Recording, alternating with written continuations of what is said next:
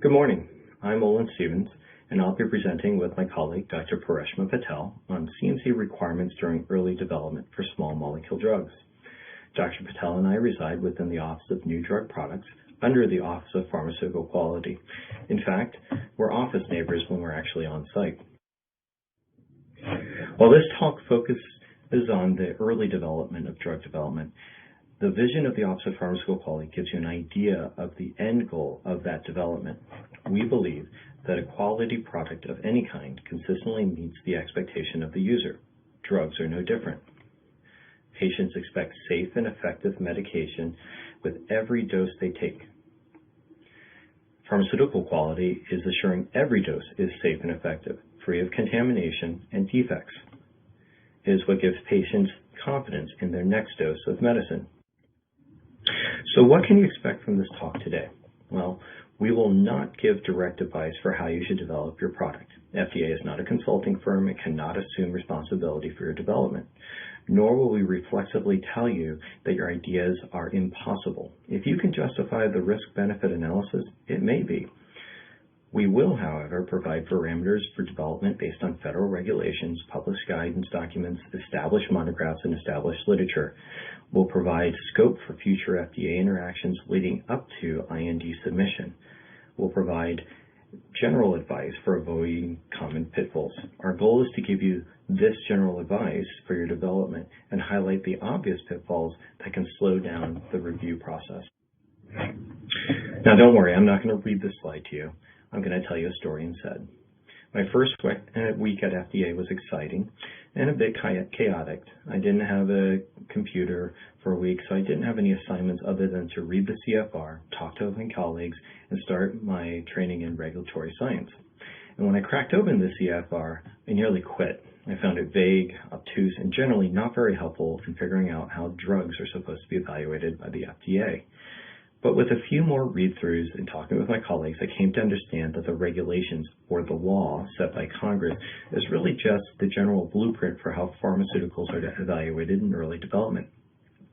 FDA sets rules for how to implement this law and expresses this through guidance documents. I was able to distill these basic tenets and regain perspective on the purpose of the CFR. And you'll see general themes popping out of the CFR sections that I highlight for INDs in our guidance documents and general approach to review. So let's go through it quickly. So under 21 CFR 312.23, this gives us the section and the information for what needs to show up in your IND for the CMC sections. The first phrase gives FDA discretion based on the risk of the proposed study. You as the sponsor have to provide the product, the manufacturing process, the manufacturer, and description of how the drug substance and the drug product is controlled. Next, the key phrase to scope the type of batch data that demonstrates what is, how much is in there, how pure it is, and its dosage strength. Again, in the next couple of lines, the CFR gives flexibility for the amount of data to be presented, that it can be commensurate with the level of development and its risk. The CFR identifies the highest risk stage as early clinical development and highlighted the need to have upstream controls on the drug substance. And lastly, there's a requirement to demonstrate stability of the drug product. So you can add stability to identification, quality, purity, and strength. Then it breaks it down a little bit. As you read further in 21 CFR 312, you see that the law stipulates data necessary for both the drug substance and drug product. But the trend in scaffolding is the same in the previous slide. For the drug substance, it requires description of both the physical and chemical and biological characteristics. Again, this is very broad to allow FDA discretion to determine what is necessary. The sponsor has to state who makes the drug substance, how do they make it, and provide sufficient data to demonstrate identity, strength, quality, purity, and stability. Similarly, for the drug product, the same general advice is outlined. You have to state what's in the drug product, who makes it, how do they make it, How did they package it to preserve its stability? And you have to provide data to demonstrate its identity, strength, quality, purity, and stability. So that's all well and good, but it's still pretty vague. So while the CFR sets legal requirements for drug applications, there's broad discretion for FDA to apply the law, which can make it hard for those of you in pharmaceutical development. There are resources to fill in the gaps, including FDA and CDER guidance documents on a wide range of topics. These are openly available, and I have a list of the pertinent CMC guidance documents at the end of the slide deck. I'll refer to a few of these as we move through this talk. There are also applicable regulatory standards, such as the U.S. Pharmacopoeia and National Formulary monographs. When these standards aren't stipulated in the USP or NF, it can be appropriate to reference the EMA or the Japanese monographs if you can make a scientific argument for why they're relevant. Ultimately, these documents say the same thing. Make a rational scientific argument based in the data to demonstrate that the potential benefit through clinical development of this drug outweighs the risk to individual patients in the trial. Show that you understand your product and its unknowns. Enumerate potential failure modes and highlight the safeguards you have in place or the non-clinical safety monitoring or strict product handling instructions that reduces the risk to patients. At FDA, we speak about risk-benefit analysis. You, as the IND sponsor, are tasked with weighing the benefits, like unmet patient need or first-in-class compounds, while mitigating the risk of an NME or novel dosage form with data and scientific argument. Okay, so that's the 10,000-foot summary of what is required in an IND submission. Before I hand it over to Dr. Patel, who will talk about the specific details in the drug substance section we expect to see, let me sum up the general structure of your CMC submission. In the IND, demonstrate how the study objectives reflects the design of your investigational product. That helps our chemists evaluate the risk of the study, including the size of the patient population, their medical need, the dosing regimen, and the maximum daily dose. Summarize all the characterization data you have on the drug substance, specifically the attributes that will impact the drug product formulation's stability and manufacturability. This demonstrates product understanding and helps gives us insight into your manufacturing development plans. Highlight the clinical lots of the drug substance and the drug product and demonstrate that they're well characterized and stable. Make this information obvious and easiest to find. Finally, we realize you're early in development. We will be looking for knowledge gaps, but it generates a great deal of confidence in you if you identify those knowledge gaps and then discuss how you believe those risks are mitigated. I'm going to stop now and hand it over to Dr. Patel. I'll be back later to talk about how to prepare the drug product section of your submission. Paresma, you're up. Thank you, Olen, for a reminder of the IND regulations and guidance documents that provide some phase-appropriate CMC information that FDA typically looks for in IND submissions. Today, I will go through some of the drug substance or active pharmaceutical ingredient-related CMC information that reviewers generally expect as part of the IND review process. I'll focus on the following topics as part of my presentation today. I'll start with the manufacture process, or the route of synthesis, and this is essentially how the drug is made. Then I'll move on to the characterization data that I'll cover in two parts. I'll start with structural characterization data and then move to the characterization of the physical-chemical properties of the API. I'll then discuss the control and understanding of impurities, briefly touch on the release specification test, and finally, the stability data that should be submitted to support initiation of clinical studies.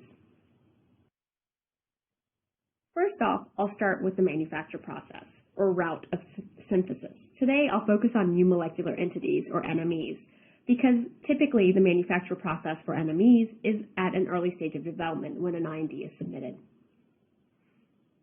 In order for us to assess the safety of the drug substance to be used in clinical trials, we ask for a brief description of the synthesis used to manufacture the clinical trial material. This information should be provided in both a written format and as a synthetic scheme that provides all the chemical reagents, solvents, and catalysts that may be used as part of the manufacture process.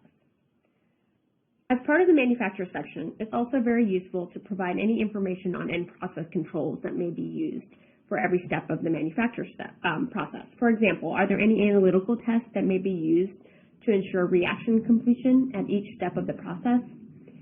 If the manufacture process of any of the starting materials is available, this information is useful for reviewers to assess potential impurities and provide further CMC developmental guidance or comments that may be helpful through your development process. However, this information is not necessary in an initial IND submission.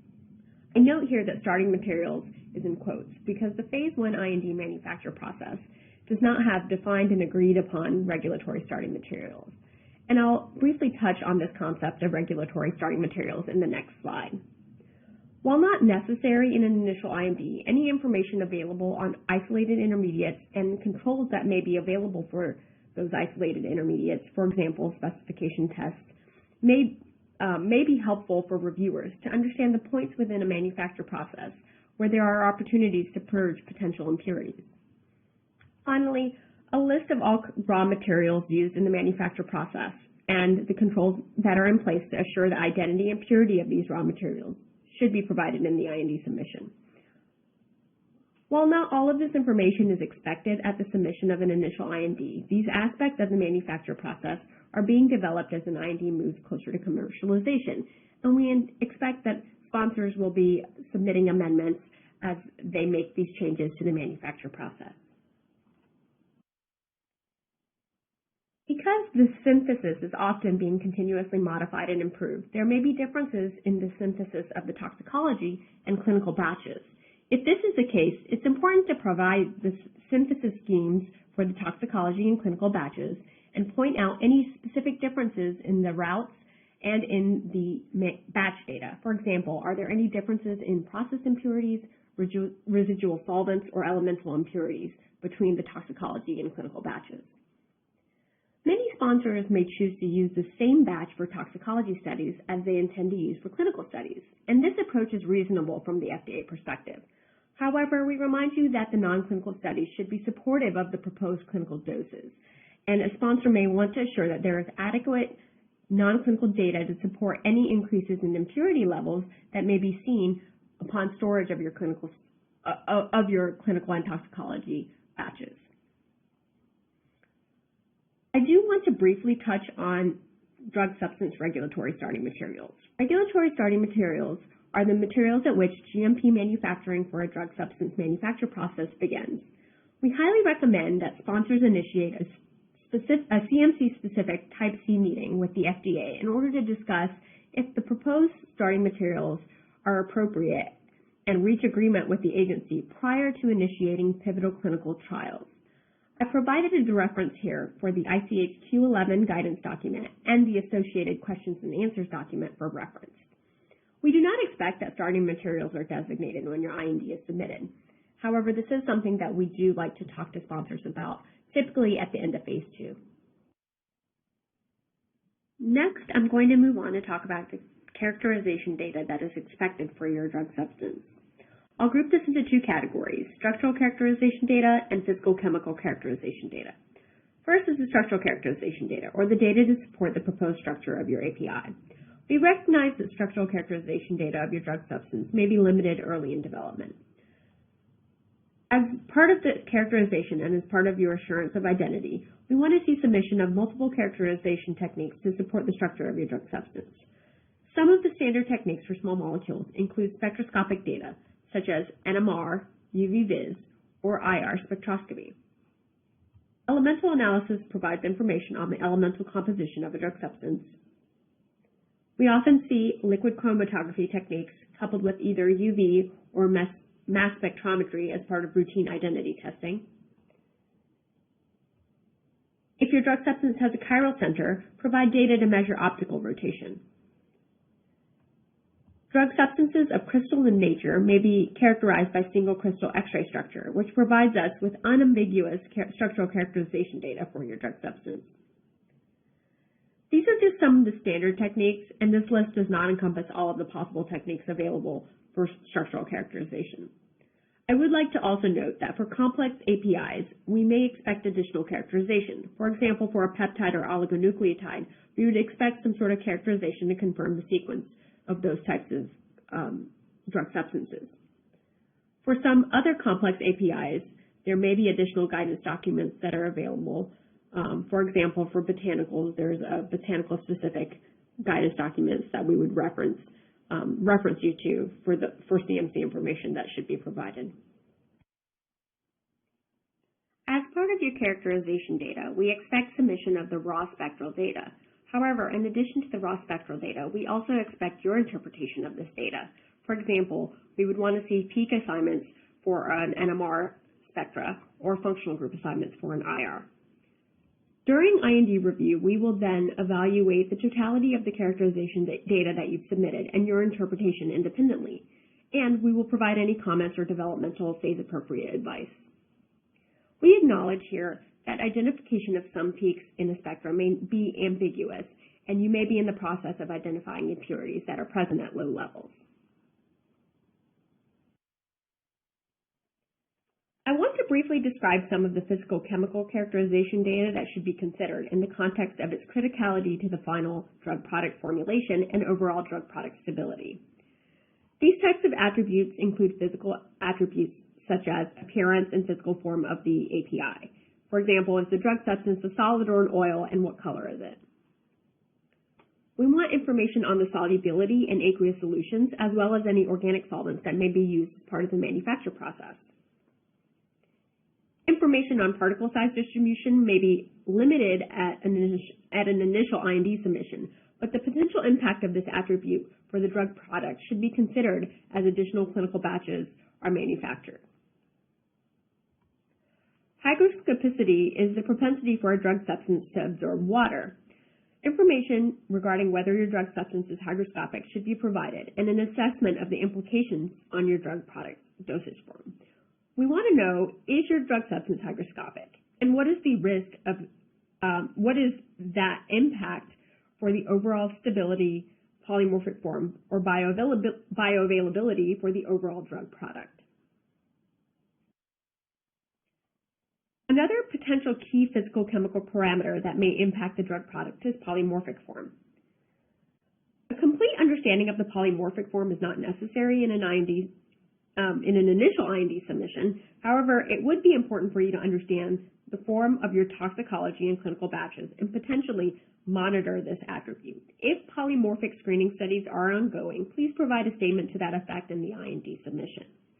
If different forms are known and have been identified, it's useful to know how polymorphic form is controlled and monitored. Additionally, we want to know what information is known about the impact of polymorphic form on the dissolution, bioavailability, or stability of your final drug product.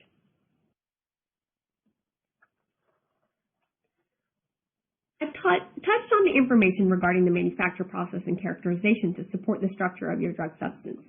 In the next couple of slides, I'll touch on the information related to impurities that we expect as part of an IND submission. Impurities are defined as any component of the drug substance that is not the actual chemical entity. Drug substance impurities can be categorized into the following. Organic impurities, or process-related impurities, are those that arise during the manufacture process or on storage. The specific thresholds for reporting, identification, and non-clinical qualification of organic impurities are further outlined in ICH Q3A.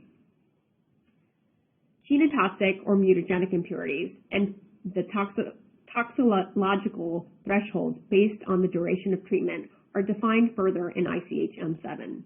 I do want to point out that the scope of this guideline may not apply for advanced cancer indications or in cases when the drug substance itself is actually genotoxic.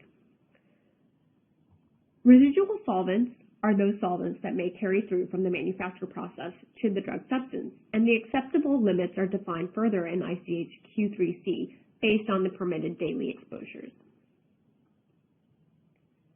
Elemental impurities may arise from the reagents or catalysts as part of the manufacture process or from the manufacturer equipment.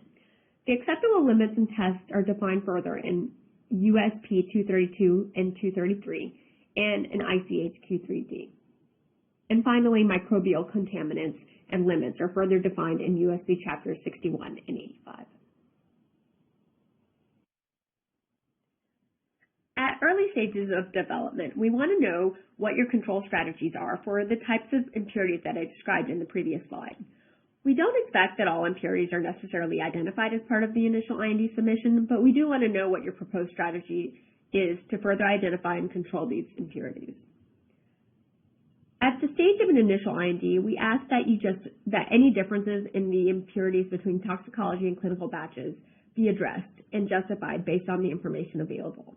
For example, if there are any impurities present in the clinical batches that are greater than the levels in the toxicology batches, we want to know that there's sufficient non-clinical qualification data to justify the levels in the clinical drug substance batches, or provide a justification if the levels are below the qualification threshold. As a part of the understanding of impurities, a list of all identified process impurities or potentially mutagenic impurities should be provided. Alternatively, a comparative list of impurities by relative retention time between the toxicology and clinical batches may be adequate if identification efforts are ongoing. If there are any non-clinical data to justify impurities based on present in your clinical batch, please provide reference to that data as part of your justification. For example, there may be AIM studies that have been submitted within the IND. Additionally, if there is a potential risk for formation of mutagenic impurities based on the manufacture process, provide information on those impurities and whether any of those have been identified. Additionally, you may provide any spike, fate, and purge data to justify why the risk of impurities to impact your drug substance is relatively low. Now I'll move on to discuss the overall controls for release of the drug substance. The drug substance specification is the set of criteria that's used to test and release drug substance batches for clinical use, and the specification table provides a list of test methods and proposed limits to assure that the clinical batches of drug substance meet the regulatory requirements, assuring identity, strength, quality, and purity. In the initial IND submission, the analytical test methods can be briefly described or referenced to a compendial test. The limits for an IND are typically flexible, based on the available toxicology and clinical batch data, and are often further defined and narrowed as development proceeds and nears commercialization. As part of the IND submission, we do expect to see either tabular batch data or certificates of analysis for the proposed clinical batches that are tested according to your proposed specification. We want to upfront acknowledge that the specification tests and limits are likely to change through development. Often, the analytical methods are being developed and validated, and the manufacture process is being optimized for efficiency, but also to remove any toxic or dangerous reagents or solvents. And the final commercial process and scale are actively being developed. However, as development moves forward and additional batches are being manufactured, we generally want to see the specification acceptance criteria become more well-defined and justified based on the available batch history. Finally, I would like to briefly touch on the amount of stability data that is acceptable for an initial IND submission. Drug substance preliminary data on representative material or demonstration batches is acceptable for an IND submission, for an initial IND submission. If stability information on the clinical batch is available, then that information should be provided in the submission as well. The stability sections of an IND should clarify the tests that are run to monitor stability. If stability data is not available, we ask that sponsors provide a commitment to continue testing the clinical trial material through the duration of the proposed clinical studies and provide a stability protocol as to the plans for how stability testing will be conducted. The likely concerns from a drug substance perspective that may lead to potential hold issues include any question related to adulteration or purity of the materials used as part of the manufacture process, if the impurity profile has not been sufficiently characterized,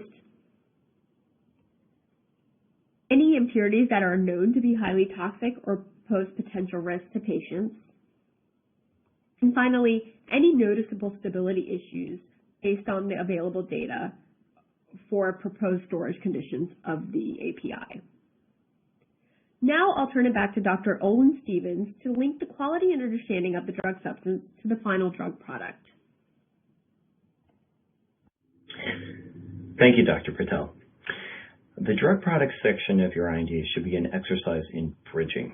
One of those bridges is to show how the clinical design and purpose of this opening study relates to the design of your investigational product. Where are you trying to go with your clinical development? How does the design of your product achieve those clinical goals? Then you're bridging the knowledge of the drug substance, its physical and chemical properties, to help formulate the drug product. How does the solubility impact your ability to achieve these different dosage forms? Is a particular particle size or polymorphic form chosen to optimize that solubility? Is there a particular salt form favorable for stability or solubility? This information should go in the P2 section of the IND, where you explain the pharmaceutical development of the product. This section should provide a narrative and summarize data of how the drug substance characterization, batch, and stability data guided your formulation development. Now, rarely, your initial formulation leads directly to commercial launch. So retaining samples that can be used to bridge to future formulations by in vitro or in vivo bridging is critical. Also, in order to achieve an in vitro bridge, I recommend monitoring a wide range of drug product quality attributes of your early formulations, even if there's insufficient data to set acceptance criteria. These are extra pylons, if you will, that exist during the bridge construction to stabilize the growing structure. As I mentioned in the previous slide, your formulation should be bridged or linked to the goal of the study.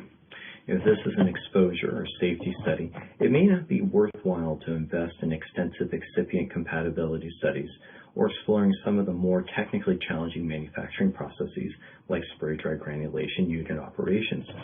It could be that for these initial studies, a powder and capsule formulation meets your needs, or using a commercially available oral solution can work if your drug substance is stable in that matrix. On the other hand, if your product has to be administered parentally, the burden of data becomes greater as you have to address sterility and endotoxin concerns. Sometimes you don't have a choice based on the drug substance properties, but sticking with lower risk formulations is generally a good strategy. As clinical development proceeds into efficacy studies, expectations for in-depth excipient compatibility studies grow, as well as some in vivo or in vitro bridging to earlier formulations used in safety studies. It's at this point that if your product is granted accelerated development status through fast track or breakthrough designation, that you can request additional guidance from the CMC review team regarding the data packages leading to an NDA submission. If your product is a solid oral dosage form, this is when you would have an in-depth discussion about in vitro release methods for the product release and bridging. If you have limited stability data for your intended commercial product, this is where we would discuss strategies to bridge supportive stability data from earlier formulations and container configurations. But these meetings are much further down the line. Let's focus back to my introductory slides about how the CFR conveys flexibility for the amount of data we would require commensurate with your stage of development. And for the early development, the advice generally is to keep it simple. Use conventional excipients within levels found in the inactive ingredient guide, which is referenced below. This lists the excipients used in approved NDAs and ANDAs at levels seen for different routes of administration. If you stay within these exposure levels, there's much less scrutiny with regards to the initial formulation composition. Novel excipients and human or animal-derived excipients require their own safety evaluation. You have to submit data on their manufacturing, impurities, and stability. It could be that your development focuses on novel formulations with new excipients, but in those cases, the expectation for CMC documentation approaches that of the drug substance itself. Next, when designing your early formulation, a common mistake is to formulate based on the salt form of the drug product or the drug substance rather than according to its active moiety. Early in development, this is not a critical error. But if the formulation isn't adjusted to express the dose strength according to the active moiety, it can result in an awkward dose strength or dosing regimens upon commercialization. It's better to get it right early in development, and I've included a reference to the salt nomenclature guidance here for your reading pleasure. Finally, your development may revolve around novel technology like nanotechnology, device combinations, 3D printing, which is fine. However, novel technologies generally mean that there is more risk involved from our perspective because all parties are learning the critical controls or attributes for this novel technology. It could be that you're exploring 3D printing on a pharmacy scale to enable fine-tuned dosing for personalized medicine. Explain this in your IND so we can weigh the risk of the novel technology against the potential benefit. You could also be exploring nanomaterials in your formulation to enhance exposure. Again, there should be a purpose to using this technology. And finally, in some cases like nanotechnology, there are guidance documents available that give our current thinking on the topic. And we also have a designated emerging technologies team that specifically works with sponsors developing impactful novel pharmaceutical technologies. So you have your drug substance characterized, you have your initial drug product formulation, your clinical batch has been analyzed to demonstrate its identity, purity, assay, and other quality elements. You still need stability data. Generally, we expect at least 1 month of stability data under long-term storage conditions that you're going to propose for the clinical study, and 1 month of accelerated conditions in the intended container closure for the clinical supply. These conditions and protocol designs are described at length in ICH Q1A, so I won't get into them here. Your IND should include the stability protocol you intend to follow during the clinical study to ensure the clinical batch remains adequate. And you should also include a commitment to pull that clinical batch if trends indicate that the product will not meet the drug product specifications through the period of the clinical trial. Now, aside from what's required for IND submissions, it may also be helpful to initiate an accelerated stability assessment program. This concept has been in the literature for many years, and it has the advantage of helping you identify stability trends early in a short amount of time. This involves intentionally stressing your drug product under harsher conditions, such as open container conditions, exposure to light and higher humidity, temperatures up to 60 degrees, to reveal trends and help inform future formulation development and the storage conditions and appropriate container closures. Ultimately, the stability data is just another rock that helps demonstrate you know your product, how to maintain its quality through the duration of the clinical study. This includes any in-use conditions where the product is prepared for administration by the healthcare provider. This could be compatibility with various diluents, in-use hold times, and after reconstitution and prior to administration. It may include instructions to protect from light or preparation of extemporaneous solutions from solid oral dosage forms for patients who have trouble swallowing. You should include this data to cover its purity, assay, and that nebulous quality attribute critical to the function of your product. There are a few other odds and ends that are required by law in order to avoid delays in reviewing the IND. You should have them in the original submission, and one of these is a product label as required by law. The container and product label have to have the same following information. You have to tell us what is the investigational product, what's its dosage form, what's its strength, how do you store it.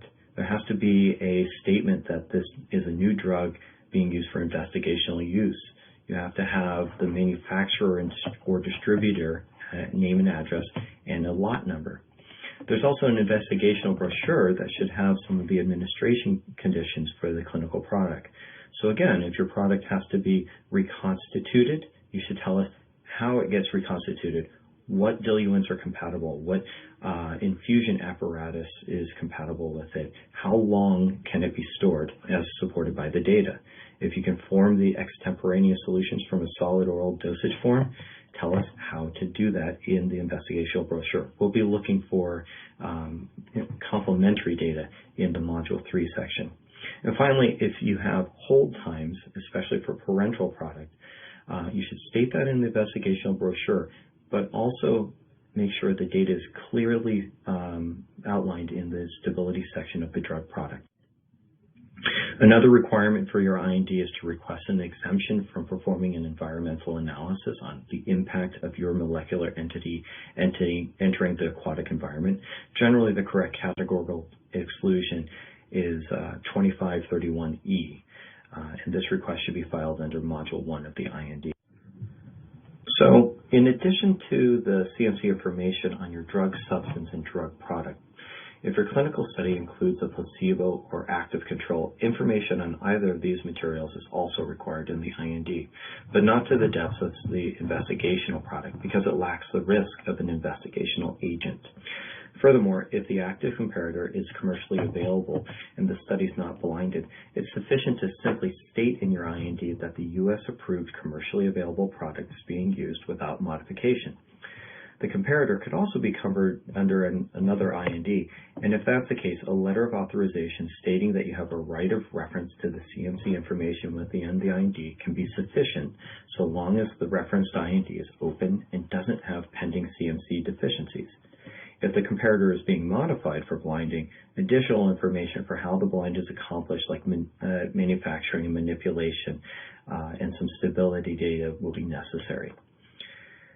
So for placebos that are manufactured, similar information as in the drug product is necessary. A description of its composition, who manufactures it and how, batch data, tests that confirm that the active is absent in there is all necessary, along with some minimal stability data. Because blinding is involved, you should discuss whether there are quantitative compositional differences in the placebo. So for example, if something has a distinctive taste and you have to add taste masking agents, or if you have a parenteral product and it has a distinctive color, rather than adding color, you may choose to use an opaque bag over the infusion bag and apparatus. That's the kind of information we need for the placebo and active control. All right, here's an abrupt transition to talk about pre-IND meetings. And I'll say that this is the best free advice you'll receive in your early development and that you shouldn't waste it. So going into them, you should remember that we are not developing your product. We're giving you feedback and our evaluation of it.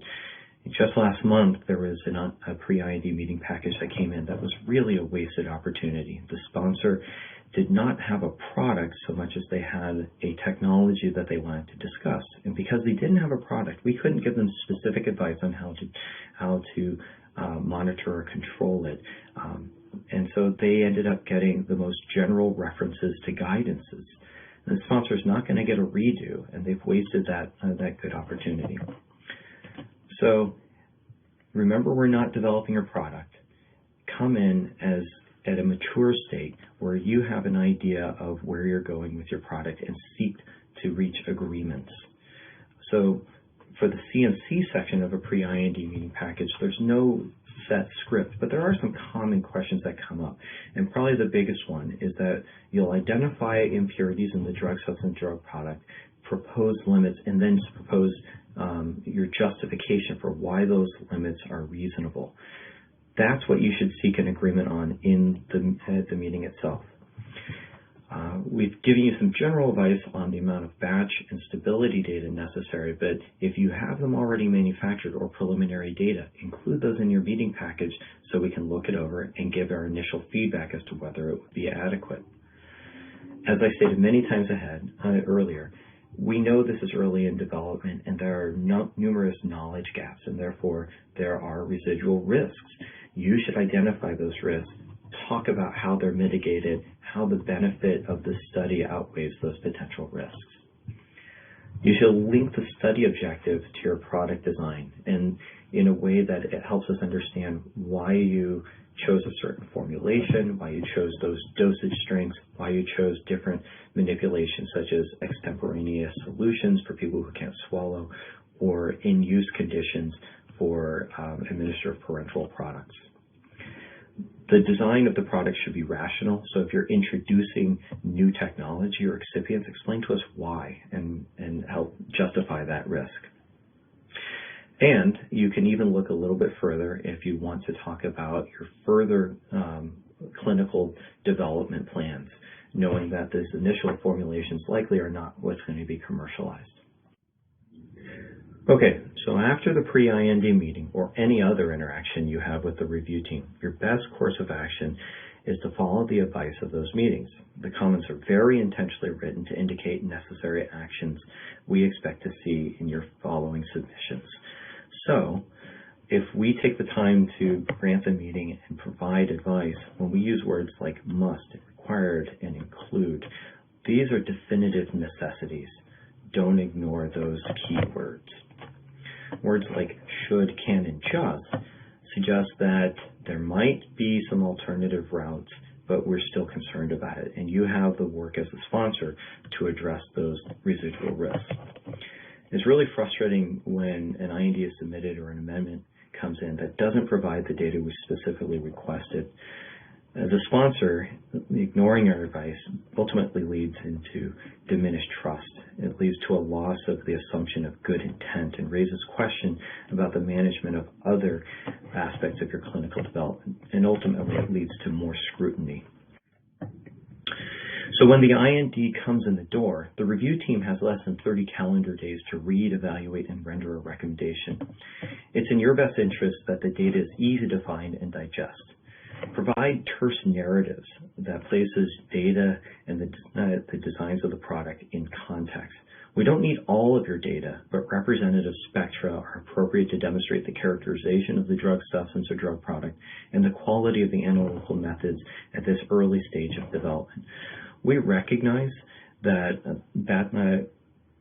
batches may be identified differently by the sponsor and the manufacturing site, but make it easy for us to correlate which drug substance lot was used to manufacture different drug product lots, and clearly identify how these batches were used, whether as stability or non-clinical batches or the intended clinical batch.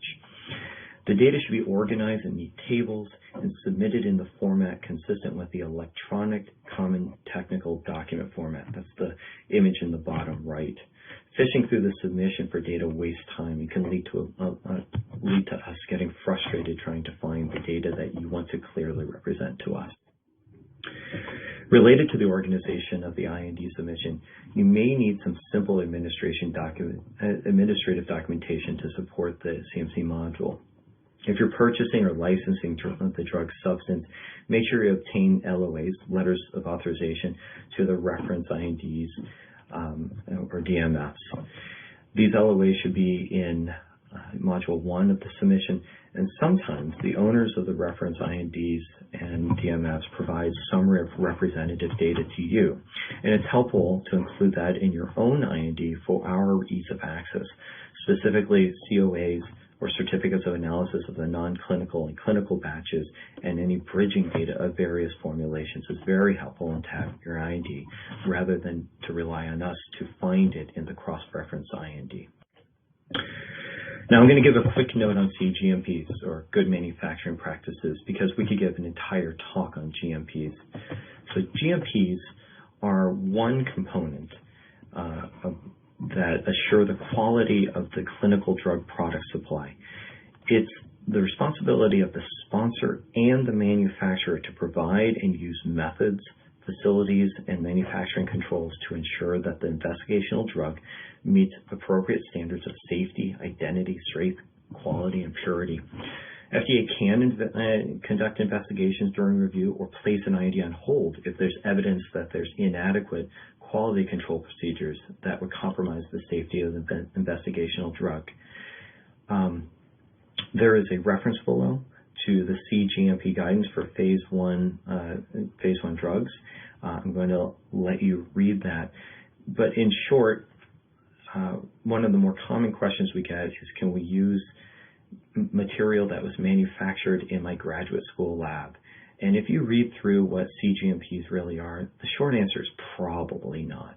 But that's going to be up to you, working with a consultant to find an appropriate manufacturer for your clinical supply. So I hate to end on a negative note, but Jeff did ask us to include some of the most common deficiencies that lead to clinical hold from CMC. So as I noted earlier, the biggest risk in early development revolves around the drug substance, whether it's poor characterization of the drug substance itself or its impurities. Often there is insufficient non-clinical data to support impurity limits, both in the drug substance and drug product stage.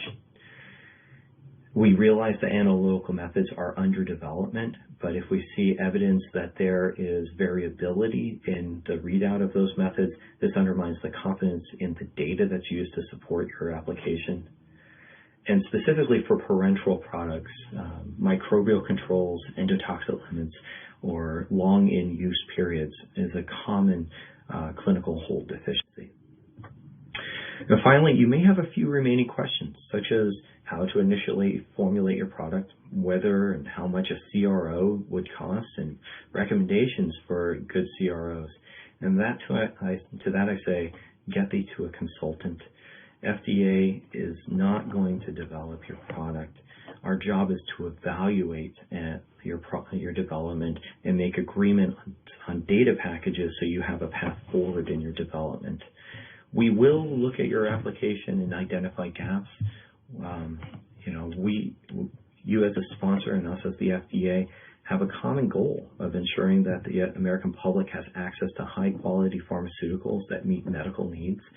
So when it comes to reviewing your data, we do try to head off problems before they come up. And if you submitted an IND and we give you developmental data, developmental advice, not hold comments, that's to help you and for the benefit of the American public. But ultimately, the business operations are going to be your responsibility. We'll try to highlight some of your risks in development, and you have to make your own best decisions going there. So here's a long list that I don't expect you to read right now. I wanted to point out that at fda.gov/regulatory-information, there is an easy-to-access website that will help you search for relevant guidances. They cover most of the most general topics you'll need to submit a pre-IND meeting package to be prepared to discuss your eventual IND submission with us. And with that, Dr. Patel and I are available to answer questions. Thank you for your attention.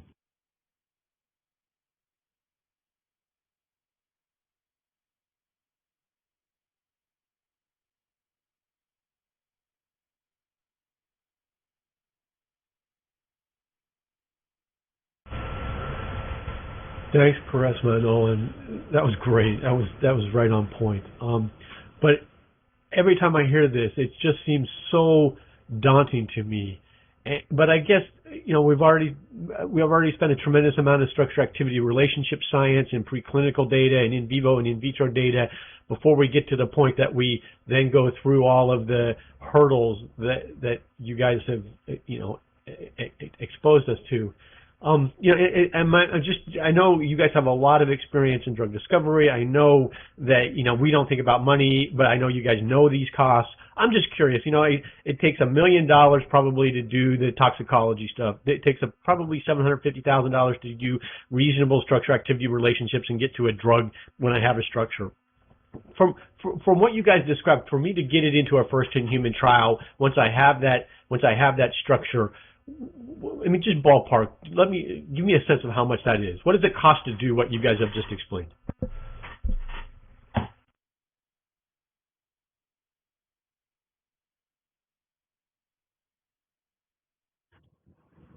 And either Paresma or Olen, just a ballpark, just for. I really couldn't even take a guess on it. That's why you have to get to a consultant. I love that. Be a consultant. Okay, I'm going to rapid fire to the questions. But first one of these is, we don't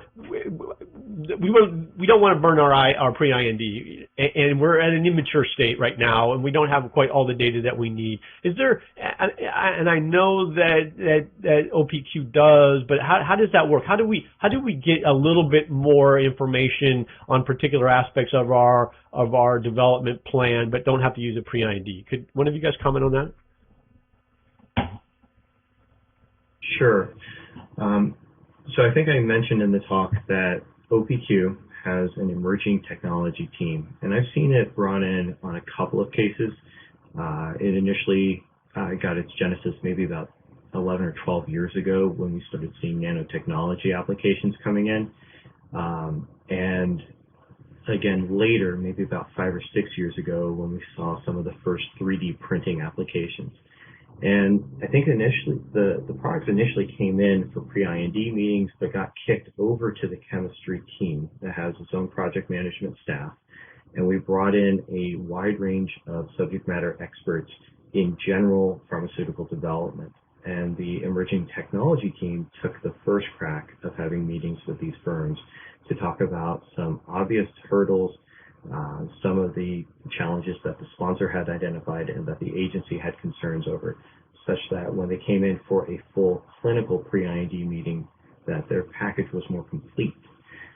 So if that really is where you're at, there's no harm in submitting a request for a meeting, probably through the clinical division that you ultimately expect to work with, and they will route it over to the chemist.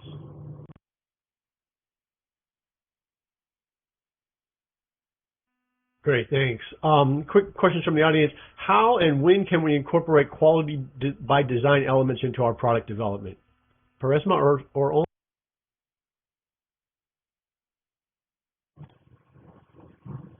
Well, not to cut off Dr. Patel, but we agreed I would take this one.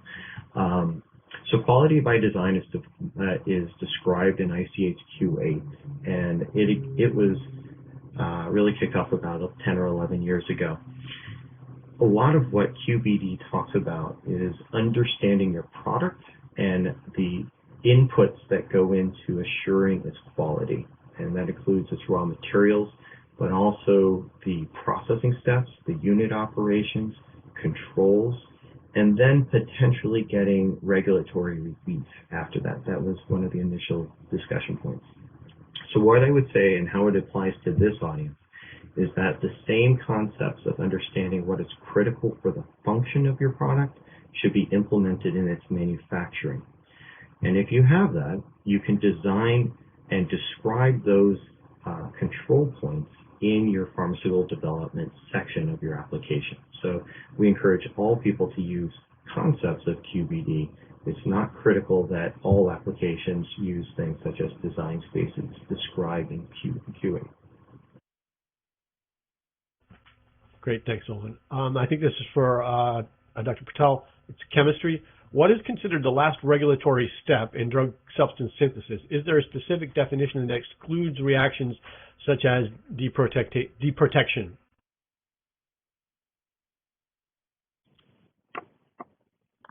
Thank you for that question about regulatory starting materials.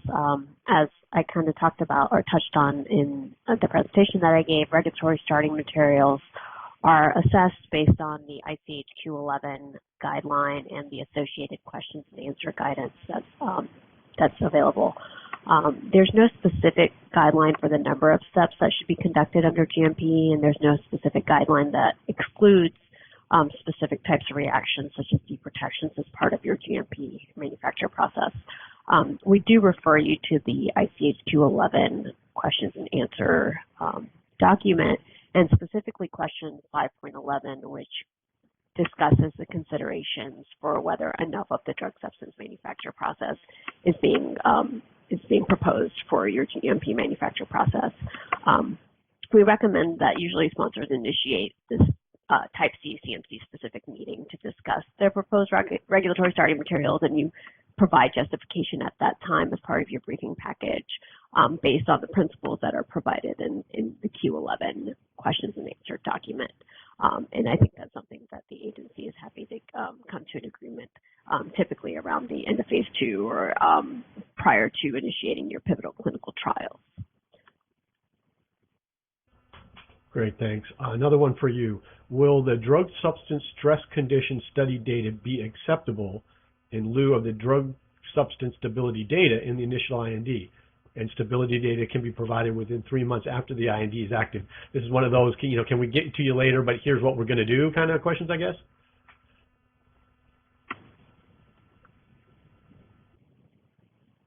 Whoops, maybe I didn't get that. Maybe you guys didn't hear that question. I'll repeat it in case I was on mute. Pinky, Paresma, this is to you again. Will the drug substance stress condition study data be acceptable in lieu of the drug substance stability data in the initial IND? Stability data will be provided within 3 months after the IND is active. It's kind of like, this is what we're going to do, we haven't done it yet, and we'll provide it after we start the IND. Does that fly? Thanks for that question, and it's a really good question. Yes, from the perspective of drug. Yes. Olen, can you tackle that question?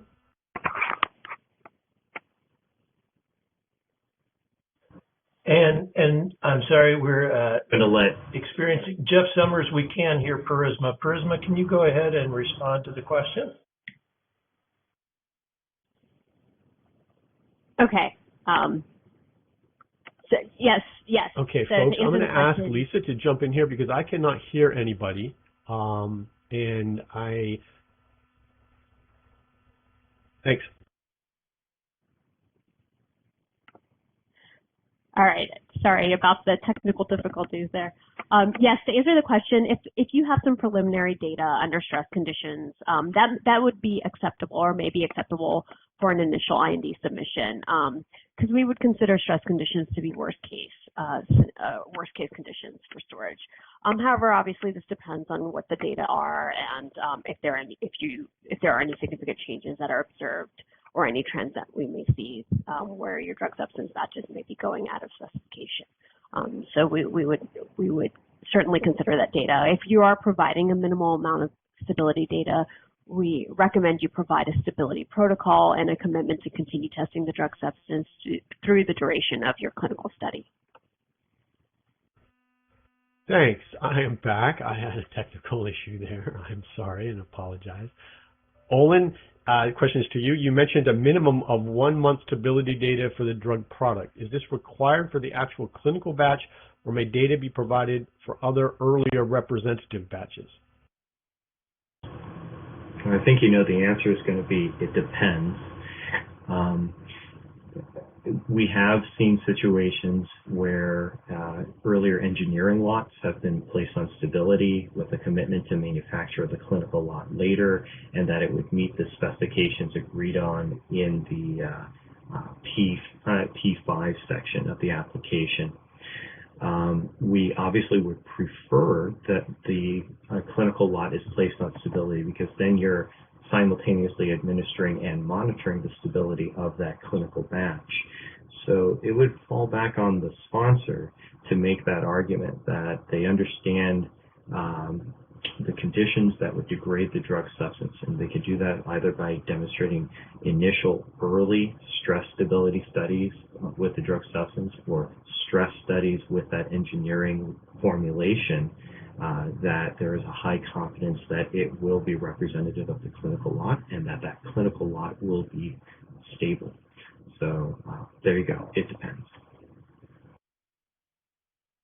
It's all in the data. Thanks, Olen. Here's a question that I think is great. You know, is there such a thing as too much information when writing a briefing book or a submission for a pre-IND meeting? Do reviewers lose interest if the reading material is too long and too detailed?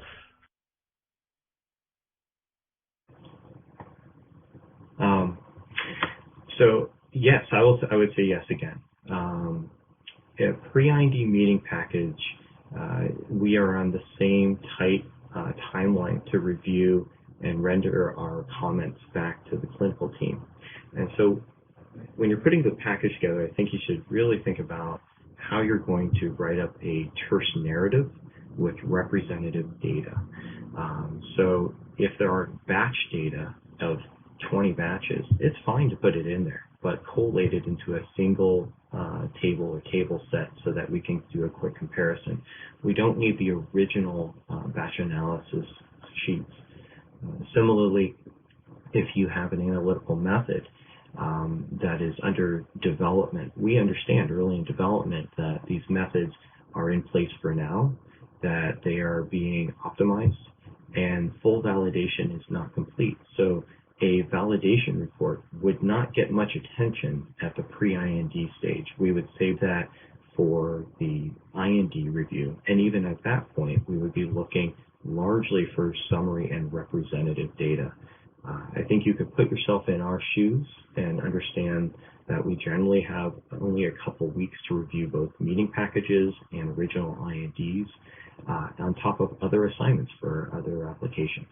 So try to get to the point and provide representative data as you would want to see it. Thanks, Olen. I know I tried to get you to take your hat off, your FDA hat off. I'm going to see, for the last quick question here, cut a couple minutes into our break, if I can get Dr. Patel to take her FDA hat off. I know you have been involved in drug discovery, and I know you were involved in the initial development of various kinase inhibitors and thought that, wow, we're never going to be able to do that, and lo and behold, we have. PROTACs are on my, you know, in my heart right now just because of their ability to target undruggable targets. I wondered if you could just, where do you think that will go?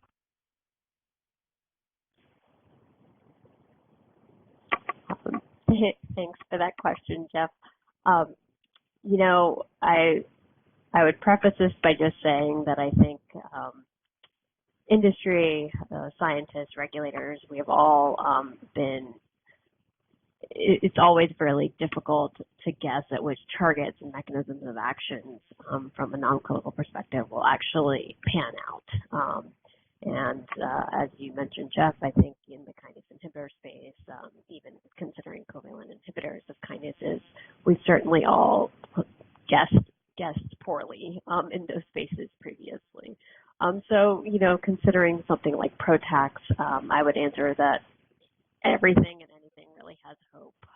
You know, we think about these things from the patient perspective, and so I think really we want to see things work. So if something shows interesting proof of concept and we can get it through pivotal clinical trials and it pans out for patients, that's where we want to see things go. So yes, from a personal opinion, of course, I think PROTACs has a lot of hope, and we would want to see that pan out from a mechanism of action perspective. That's awesome. Thanks. So our time is up. I want to thank both Dr. Patel and Dr. Stevens for being here. And these guys have been willing to answer my sometimes less than informed questions throughout the years, and I really appreciate you taking the time to participate today. And with that, I need to quickly send it back to Lisa so she can introduce our next CMC biological